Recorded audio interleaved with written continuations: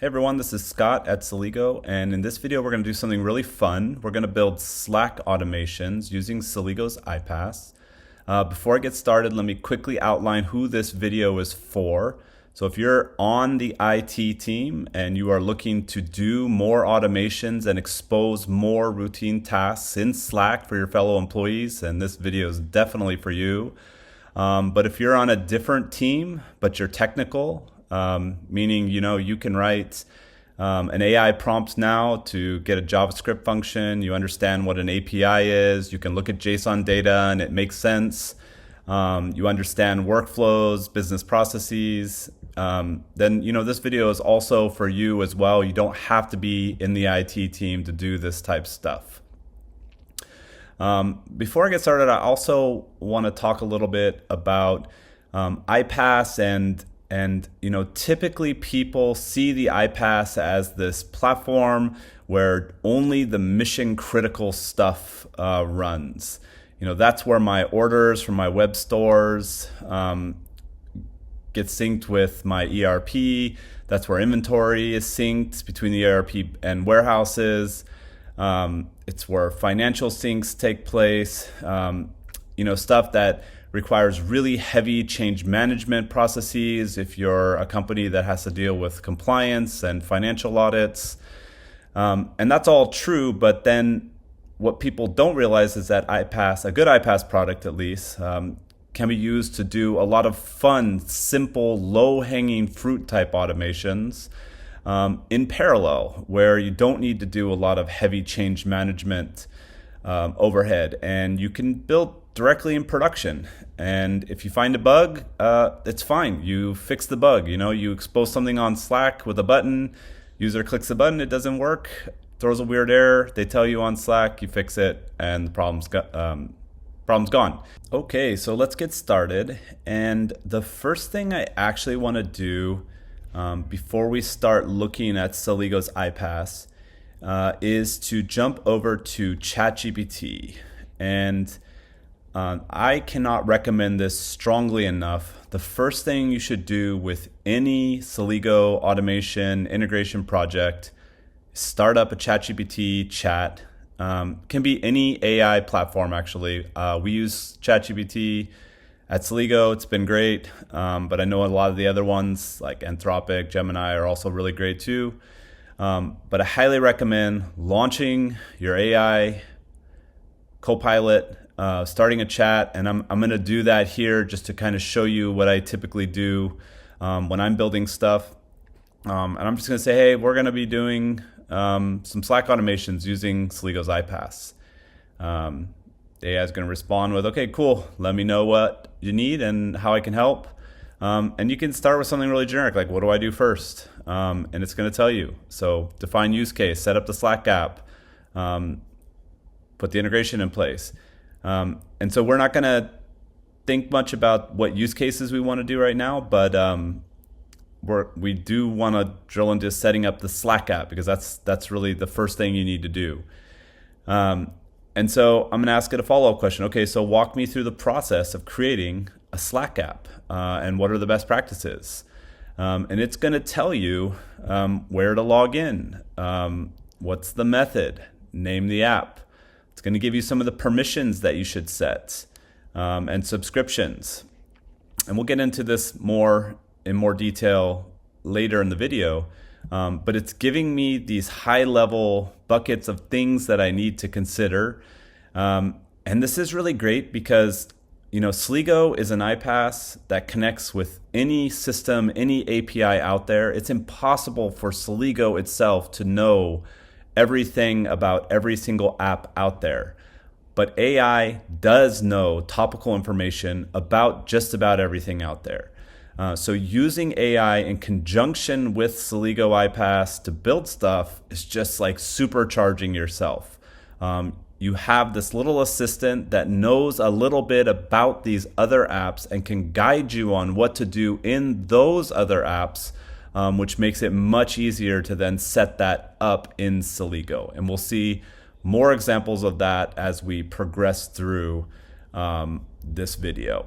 All right, hey everyone. Sorry, I had to pause the video recording yesterday, and so it's a new day. And what I'm going to do now is show you how to set up the Slack app. We're going to walk through that process real quickly. I've covered this in prior videos, but I just want to go through it again here, just so you don't have to bounce around and can see everything you need in one video.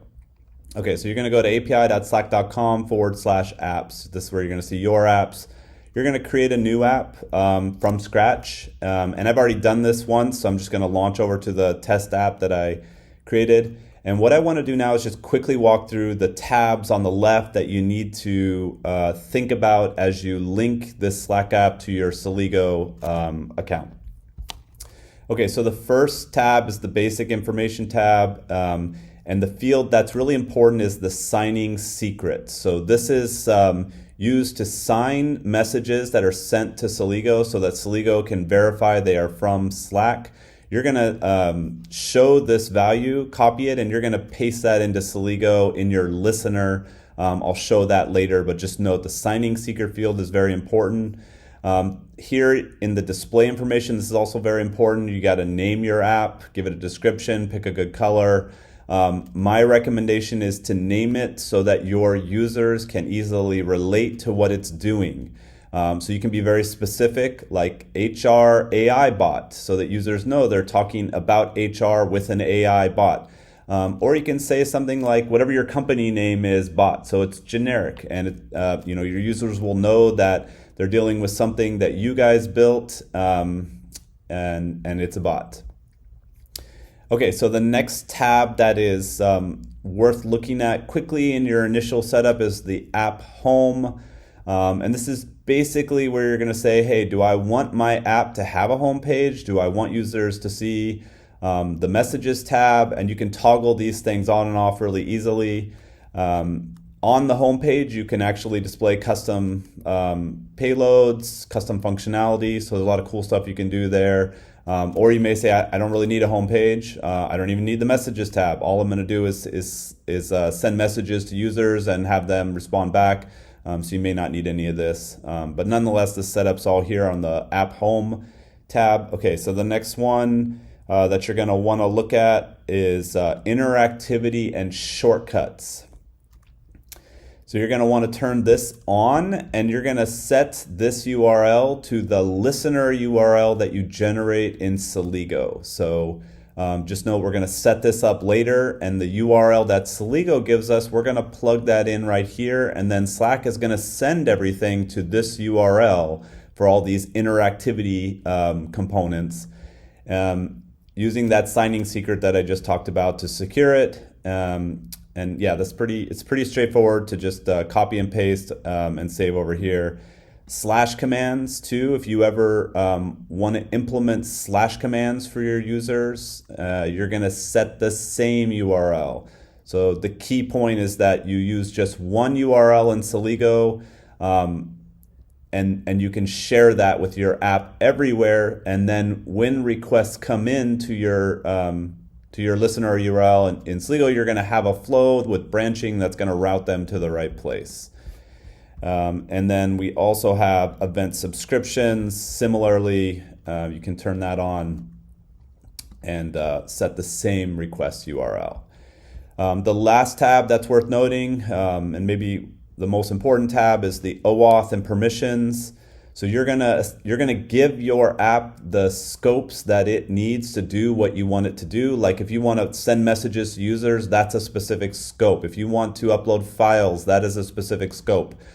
Slack has a long list of available scopes, and you want to provision those as you need them, keeping the total scopes at a minimum.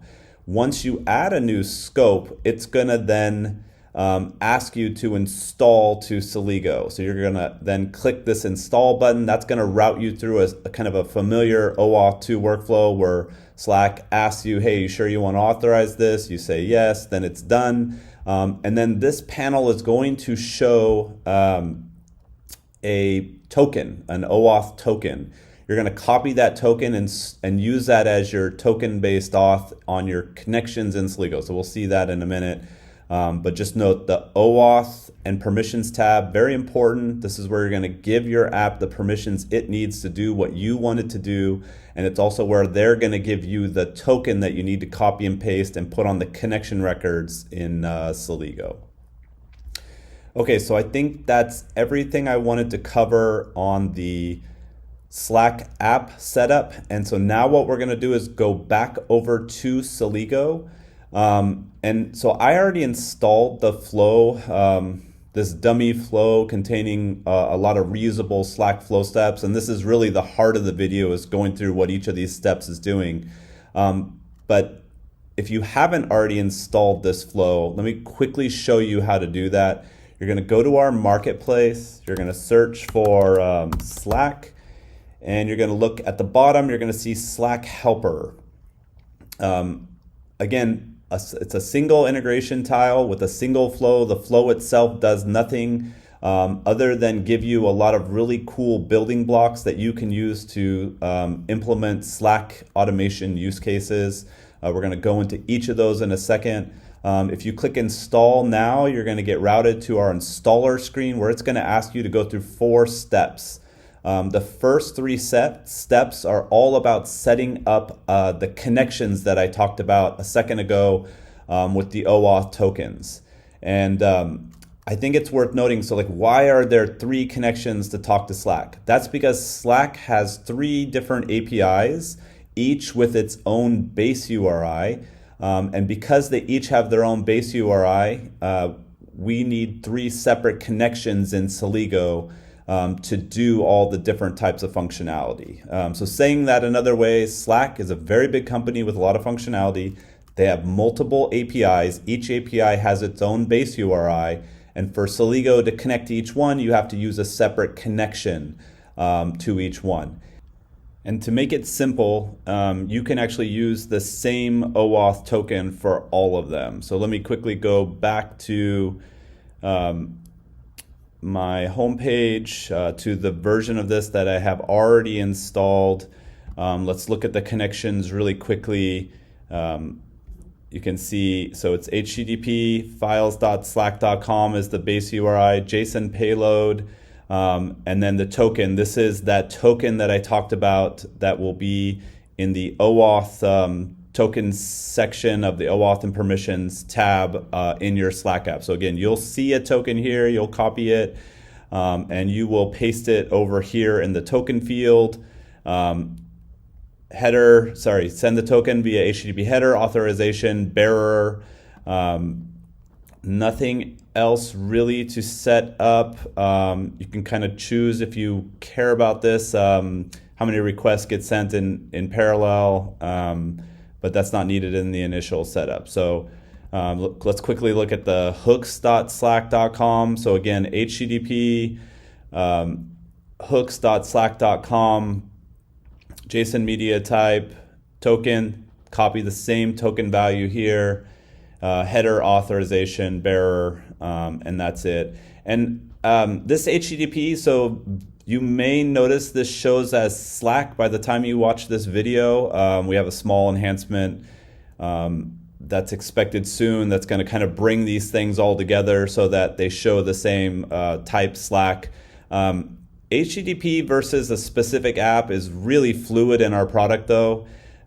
So when you do have a specific app, you'll typically see a simple versus HTTP toggle on every form. And as part of that change of linking all 3 of these, you'll see that here as well. It'll say, hey, do you want to look at this with a Slack view or an HTTP view? So just note that Slack and HTTP, or any app that has a HTTP API, you'll see the ability to toggle between the 2 views everywhere. That's by design to make it so that you get a simple view for most stuff, but you always have the ability to drill down and look at stuff at the HTTP level. Okay, so let me close this. And now let's go back over to our flow. And what we're going to do now is start to look at each of these bubbles. What do they do, why they're important, and then how you set them up. Okay, so the first bubble we're going to look at is the listener. So this is the listen for events from your Slack app. This is the primary interface that Slack will use to send you stuff that's happening in your Slack account associated with your Slack app. So if we go back real quick and look at the Slack app, I talked about that URL that you're going to need to configure when you enable interactivity or slash commands or event subscriptions.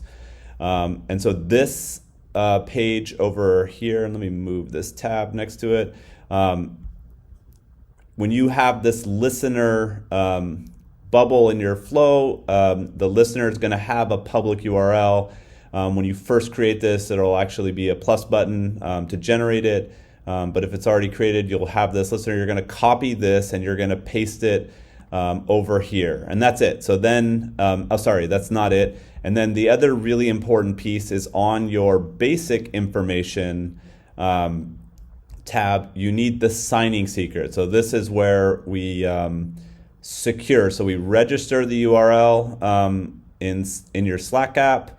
We created it in Celigo, and then to secure it, we grab this signing secret, and you'll see that that field is right here. Secure the listener. You're going to paste the value right here. So again, you register the URL with Slack, and then they're going to always sign their request using the secret. You tell us about the secret, Celigo about the secret, and then it'll verify that the requests coming in are from your Slack account associated with the Slack app, and so on. So that's the basic setup, and then I think it's also worth noting a couple other fields that you can configure. I don't think, let's see, is there a challenge? So you don't need to do anything under the response for challenge requests.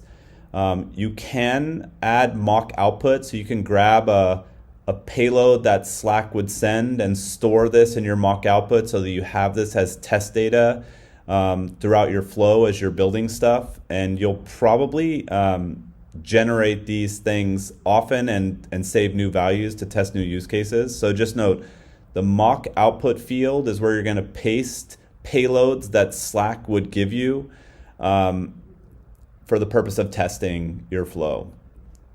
Another field that is helpful is this override response for successful requests. So the part that you're going to use is you can override the HTTP response body and provide back a payload that Slack will then put.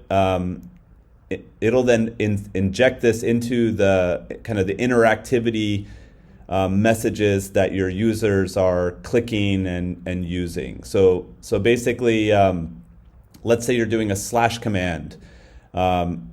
And the user invokes it. This is where you can say, hey, return back a message that says processing your request right away in the initial request, so that Slack can then display to the user, hey, I'm processing your request. And then the processing can, of course, happen after that, but it gives the user that immediate feedback that their request was received, and then you can decide what you want to say to the user. So you will find that you're using in the listener this HTTP response body override, and you can put something very custom to what your app is doing and the types of use cases it needs to say. I'm using something very generic here, just saying I'm processing your request, just to let the user know.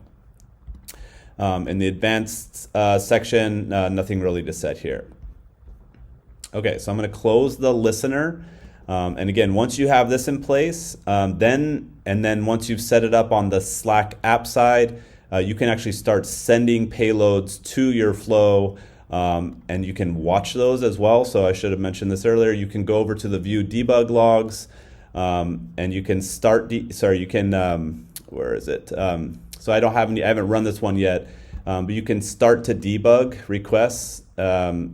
And then trigger them, and then see all the payloads coming in. So this is a nice little way to audit all the messages that make it into your flow.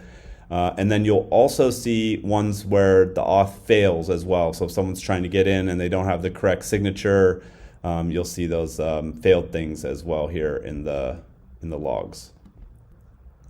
Okay, so what we're going to cover next, let me close this real quick. I'm going to close the drawer as well. We're going to look at this transformation that is defined on the listener bubble.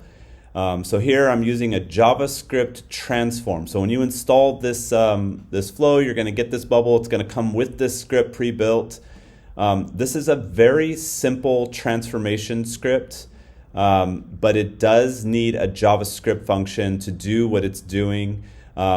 At a very high level, all it's doing is looking at the type of message that comes in. And if the message is an app home opened type of message, it just gets the event and makes that the primary record. So it removes some of the unnecessary meta information that comes in the Slack payload, so that in your downstream flow, you're dealing with the kind of the most basic piece of information that you need to work with and nothing extra. So it's doing that. And then it's also looking at a value field. So this script looks for a field called value. And if it sees that value field, then it parses that value field with some logic.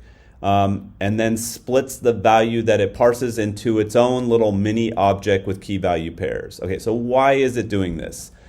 This is to support button pressing. So if you are using this flow and the pre-built flow steps here to build Slack automations, you're most surely going to want to post messages to users that have buttons. When a user clicks a button in a message, the Slack gives you the ability to send back the value of the button that they clicked. Now, what do you put in that? So the question is, what do you put in that value? Well, you want to put a lot of information in there so that when you receive the payload back, you can say, oh, this is for this specific use case, and this is the button that they clicked, and maybe some other meta info that you want to include. And so this is really just a convention that we've established in this flow and between these flow step, these pre-built flow steps. It's like it's just a certain formatted string, and then the script here knows how to parse it. So in our buttons, you'll see that we post the buttons with a certain value and a certain format.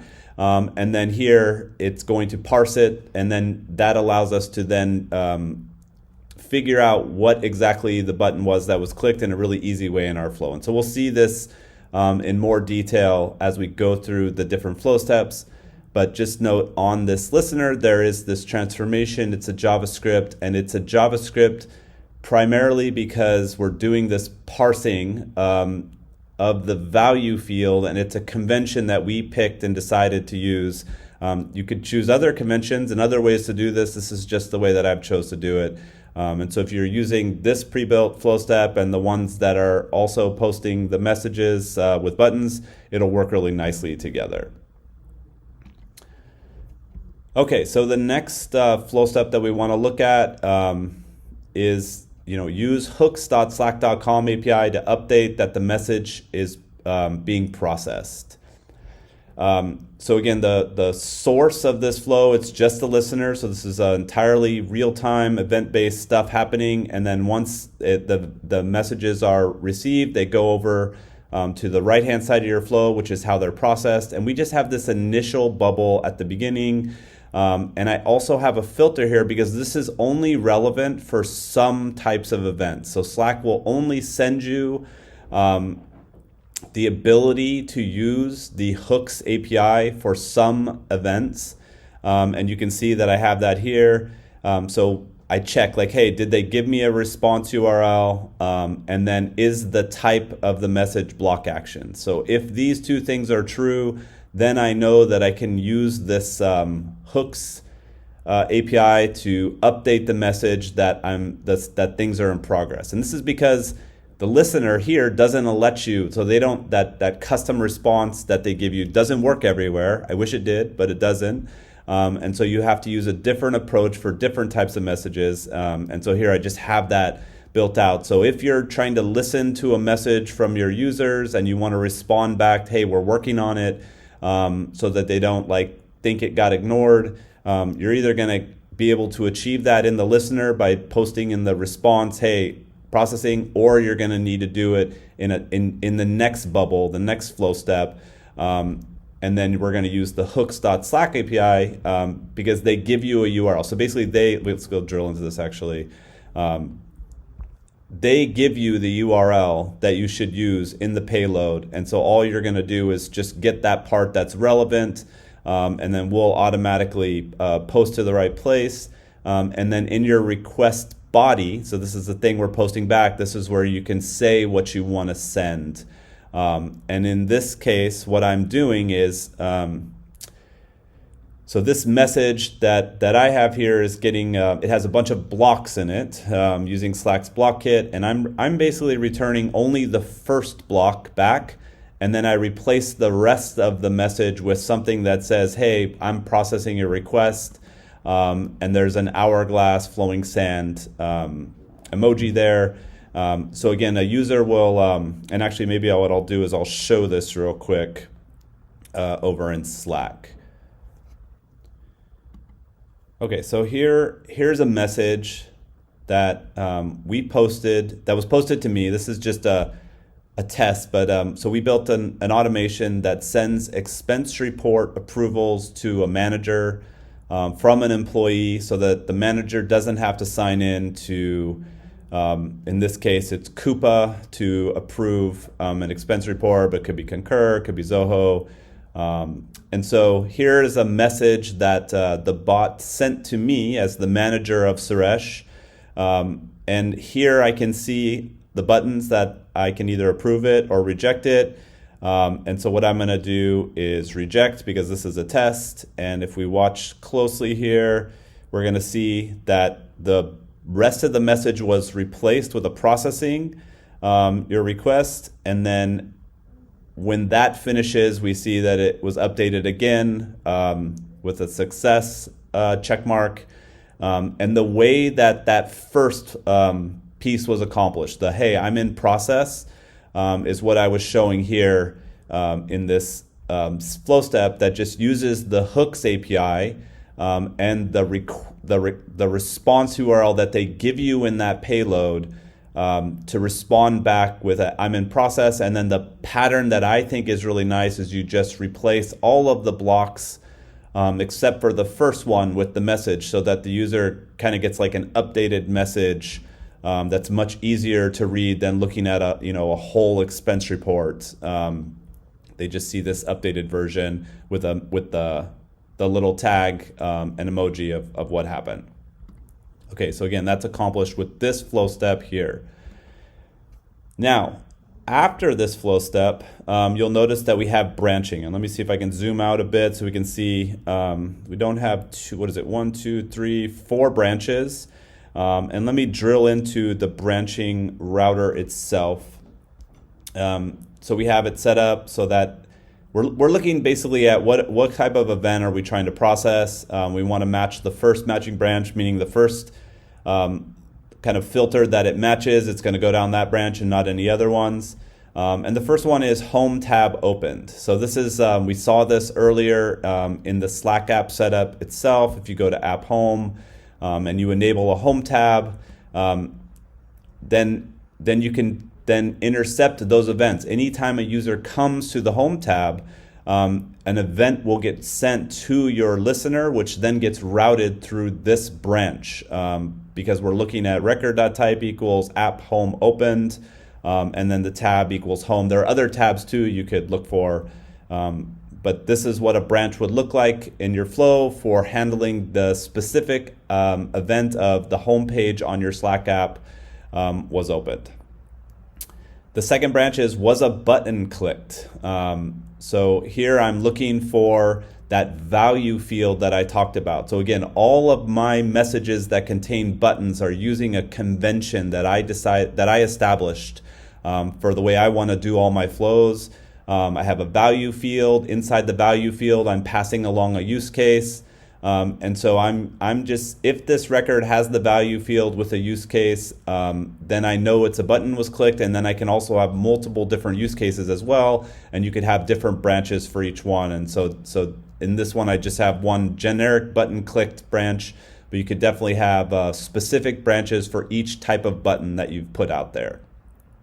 Then there's a slash command branch. So this is where the record will come in with a command value. And then again, I'm looking for a very specific one.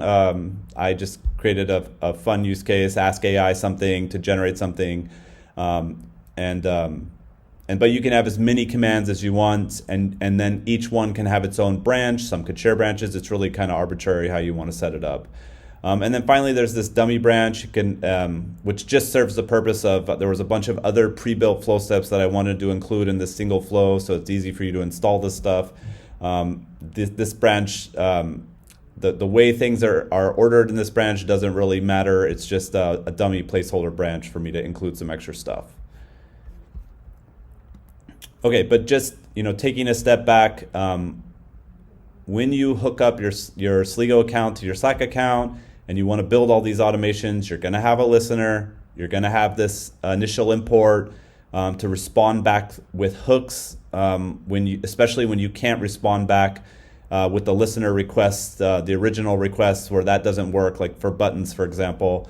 And then you're going to, after that, do some branching. You're going to say, okay, now what type of message or thing am I handling here? And for each one, I'm going to do different stuff. And the branching is just a really elegant way to see kind of your whole Slack setup and all the stuff you want to implement in your app in one view, one flow. And again, it's kind of limitless as to how many things you can implement here. Okay, so let's real quick look at this, the pre-built step for publishing a view for your home page. So this is really basic, not a lot to cover here, other than they have a specific API that they want you to use. It's called views.publish, and then you're just going to use your HTTP request body field to send what you want to send in terms of like I want to just show a welcome message. You could do a lot here though. You could go look up information in a database in another flow step and then pass the results back and post the results in a graph. And so there's a lot you could do. But in this case, I'm just doing something really basic just to show you. I'm just posting back to the user and using a simple block. And I think also I want to highlight that this is another case where, hey, if you don't know what you want to post, just go back to your ChatGPT account or your AI helper and say, hey, I want to post a message to Slack for the homepage. I'm using the API called views.publish. Here's what I'm trying to send. ChatGPT is going to be great at giving you the exact payload that you can then just paste into the HTTP request body field here. And maybe the only thing that you're going to have to do is say, okay, well, I want to parameterize the payload that they gave me with specific values that I have in my context, and that you're using Celigo's kind of handlebars engine, where you can reference things that are in the record, which is like the payload that's being processed.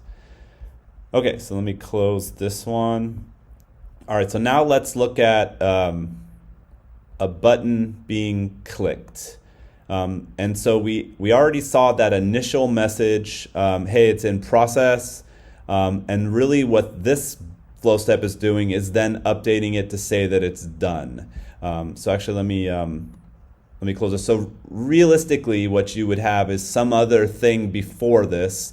Like for example, if you are approving expense reports in Coupa, you're going to actually go through the process of running the approve API call with your Coupa flow step and using your Coupa connection. And then after that works, then you're going to go and update the message here to say that it succeeded. But I'm trying to do just a simple flow with just Slack stuff. So this is just the Slack pieces that you'll need. But just, again, you'll have other logic in front of this. But then once that's done, you'll call this, you'll update the message again to basically say that it succeeded. This is very similar to that other flow step that I showed you. It's just updating the message to say that we succeeded. So let's go real quick and look at Slack, and you can see, again, it's just saying, hey, the action that they clicked succeeded. maybe it failed, so we were doing some testing last night. If it failed, you can also post something here. But this part is just doing this step here and replacing the in progress message with whether it worked or did not work. I think maybe one other tiny thing worth noting is that if you remember over here, we used the request body field to do the work, like to send the payload that we wanted to send.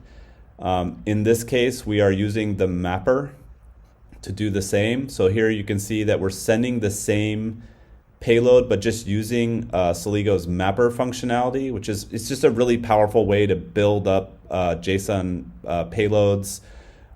You have access to JSON paths, expression building. So there's a lot of functionality here. It can build pretty much any type of payload. You can use either, like you can use the mapper. Sometimes there's reasons to use a mapper. I'm not going to go into this here, I guess, but sometimes it's better to use the mapper. Sometimes it's better to use just the HTTP request body field directly with handlebars. As you get more experience building, you'll find what you like better. Sometimes you just prefer the mapper because it's more visual. Some people prefer the handlebars because it's just very easy to go to ChatGPT and ask for the right handlebars template. So really matter of preference. They both accomplish the same thing though. Okay, and then after we update the message and say, hey, we've succeeded or we failed, the next flow step is what it does is it tags the user in a new message in a thread so that they get notified. So when I update the message over here and say that it's in process, if the user is watching the screen at that time, they will see it. If they're not watching, if they've already switched to a different screen and are doing something else, they will not get notified that the original message was updated. Same thing here. After the expense report approval succeeds or fails, if the user happens to be watching their Slack screen like we were doing earlier, they will see these messages change. But if they're not watching their Slack screen, they will not get notified by Slack. So what you'll find yourself doing is saying, hey, after the whole thing is done, I want to post a very simple message using the chat.postMessage API endpoint. And all I want to do in this message, and in this one I'm using the mapper, I just want to respond. So I'm gonna send it to the thread of the message being processed. So Slack will always give you the message being processed, and then you send that as the thread TS, and then you send the text. And here all I'm doing is tagging the user. So what you would see in Slack is just we'll go look at it actually. So what we see in Slack here is this. It tagged me. So it's a very simple message that tags me. And now what happens is I get notified through my notifications, meaning on my phone or on if you go to the up here in your left-hand panel view, you'll see this thing will highlight. So it's just a way to notify the user that it's done, and that way they for sure see that their action went through. Okay, so next. Now, if you're doing slash commands, so here we are back using the hooks.slack.com API, similar to over here where we were responding to a button click. Same thing with slash commands. We are given in the payload the response URL. So again, well, let's go over, let's do this. Let's actually run a slash command and we can see what this looks like. And I just have a real dummy one that I created that doesn't do anything other than kind of show the flow run. So I clicked generate export. That's a slash command. You'll see immediately it said processing your request. That was from that original. That was from the original thing I had over here, down in the override response here. So it responding right away that it's processing is because of this value over here. And then you'll see that it eventually makes it over here to this flow step.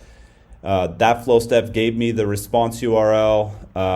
Oops, let me close this. To then post this payload, which simply says done, which is what you see here. So you can just see very simple end-to-end how a slash command would be implemented. And And then, of course, you would do other things before you respond with done. You would want to look up something in a database, or AI use cases are really popular. Like look up a customer and then run some AI analysis and then give me back the answer. So lots of stuff, lots of use cases that can be done. But from just a pure Slack standpoint, you have the listener. You respond back in that original listener response. It then gets routed to the slash command branch, and here's where we would then respond back. And we're using the hooks.slack.com API because that's how you respond back to slash commands. And it's just really simple because all you got to do is set the body to what you want to send back to the user and so on. And you could use the mapper, or you can use our request body AIF handlebars template language. Okay, so now let's go into the final branch with just a bunch of unrelated but very helpful building blocks. So the first one is a lookup to find the Slack user using an email. So you'll find that this is something you do often because you'll have a flow where, like in the case of expense reports, we are looking for new expense reports in Coupa. When we find one, we need to send it to that user on Slack. In Coupa, we know their email. We don't know their Slack user ID. So in the flow itself, what we're going to do is we're going to look up the Slack user using the email. And so Slack has an API, users.lookup by email, where you can say what's I gotta disable my LastPass, but we saw that already. It's just you're gonna have a value here, record.email. You're just gonna reference wherever in your record there should be an email field. You're gonna reference that and then run this search, and it's gonna give you back the Slack user. Okay, next one. So let's say, most of the interesting use cases that you're going to do are going to be along the lines of, I want to send my users something. So here I have messages coming to me, Scott, for things that I need to do. And those messages, you're going to want to put buttons, links, pictures. You're going to want to take advantage of all Slack has to offer when you send your users interactive messages to do stuff. And so this pre-built flow step is just an example of sending a block kit message that contains all these pieces. So you can see what one looks like. Are you going to send this exact one? No, but it gives you an idea of what it looks like when you're including all the different pieces that we've seen in the expense report approval use case. And then I think it's also important to note that we have, where is it? The button, where are we? Divider, button. Okay, so let's look at this button, and I should have launched this in a bigger view to begin with. Here is the button, and you can see this value field. So this is what I was talking about earlier. Slack lets you post the value of the button. And in here, you're going to want to put a lot of information, not just like a single string, but it's just a string field on the Slack side. So we came up with this convention where we just say use case equals, comma, report ID equals, comma. It's just a convention that I established.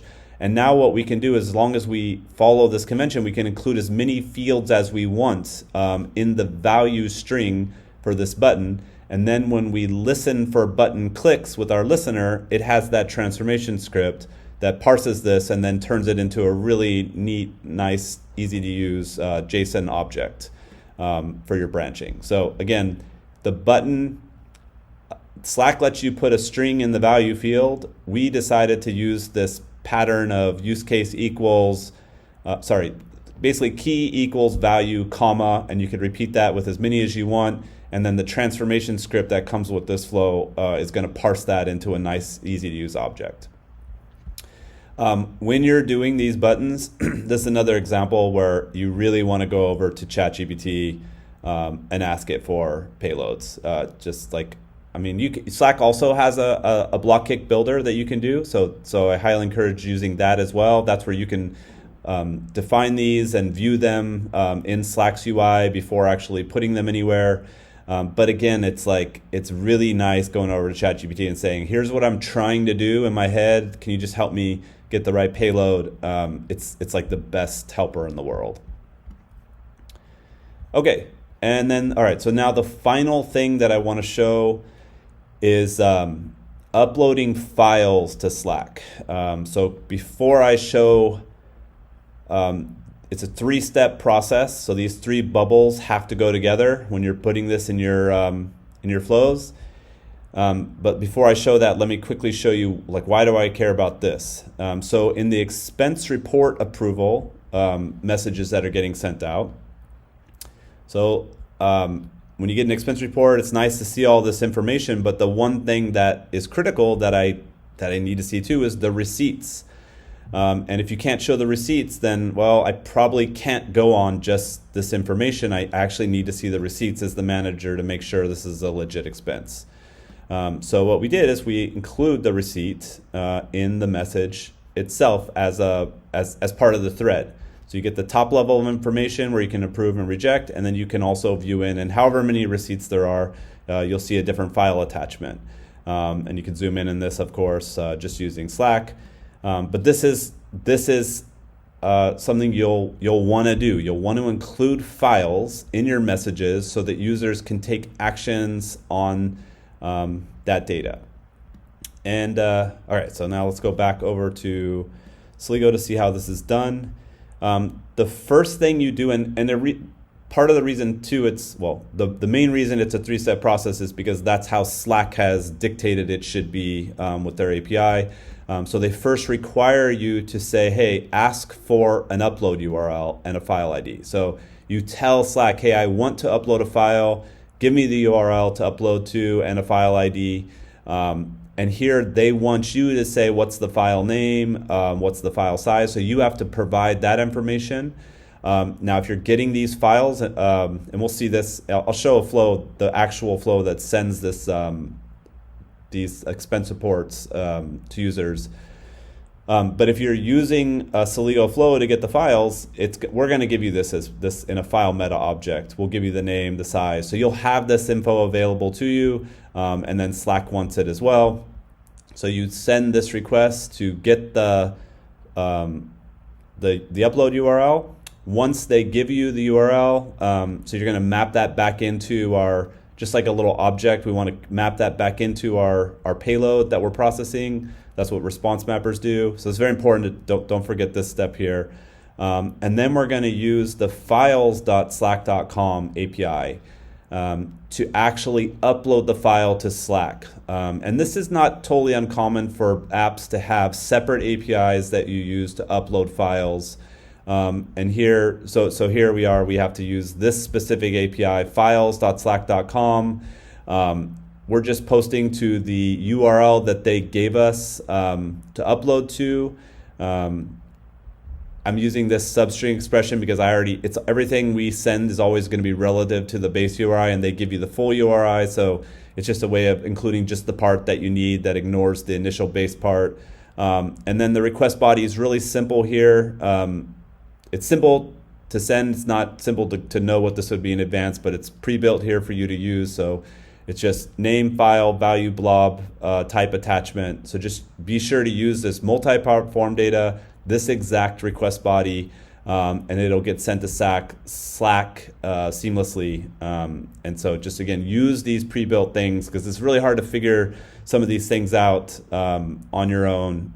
Even ChatGPT sometimes suffers with how to send raw files, what's the multi-part form data payload supposed to look like. So having this pre-built is going to save you a lot of time, and just copy this. And then finally, you have the last step, which is to share the file. So you've already uploaded it now. Now you need to share it to a channel on a thread. And so here we just have we're posting a files array with the ID and title of the file to the channel, to the thread. It's basically doing, it's just, hey, here's the file that I uploaded earlier, here's the ID, and I want to post it to this thread, and this is then what it'll look like. So that final step is now you just putting the file It's already in Slack storage, but now you're like exposing it in a message and sending it somewhere specific, and so on. So that's the final piece. So if you want to upload files to Slack, you have to do this part 1, part 2, part 3. You'll see these pre-built steps have the part 1, part 2, part 3 in the name, just to help you, get them all in the right order and so on. Okay, and so now just real quick, let me go over to the flow so we can just look at the real flow that we have at Celigo running that does that. It's right here. Okay, Coupa. And we at Celigo have used Zoho. We use Zoho actively. We're using Coupa now. We were using Concur. We're not anymore. And all these things will be published to our marketplace as well. So if you happen to be using Coupa and Slack, this will be really easy to turn on. We'll have a very specific template for each of these that we publish really soon here. So just that's a trivial setup if you want one of these pre-built ones. But okay, so I go over here, I'm getting the expense reports from Coupa.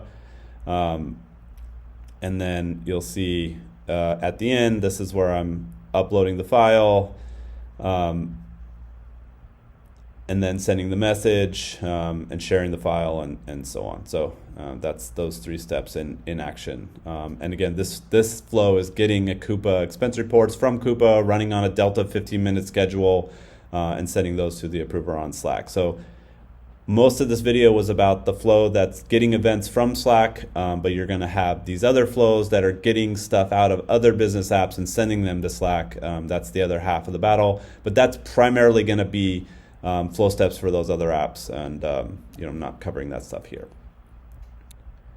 Okay, so let's go back over to our Slack helper flow, and that's everything. So let's do a quick recap.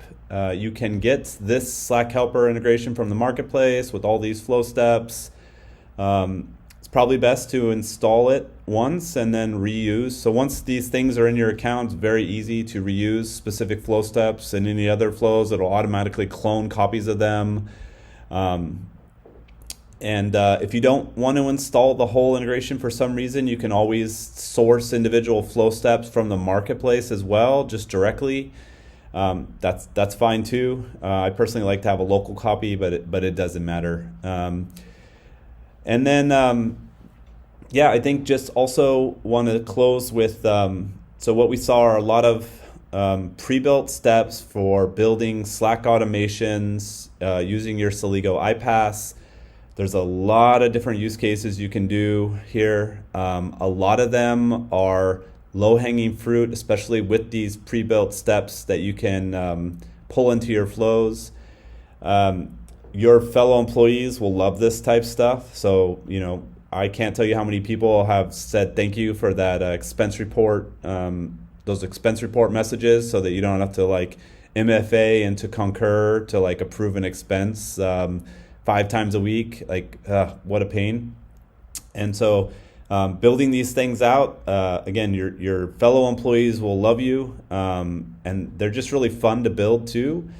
And definitely use AI to help you with all the pieces, and also just setting the stage for the project at the beginning. AI knows a lot of topical info about almost everything. It's not great at going deep and solving really hard single problems, but it's really good at providing an overview and guiding you through lots of different steps. Okay, I think that's it. I hope you enjoyed this video, and I will talk to everyone later. Bye.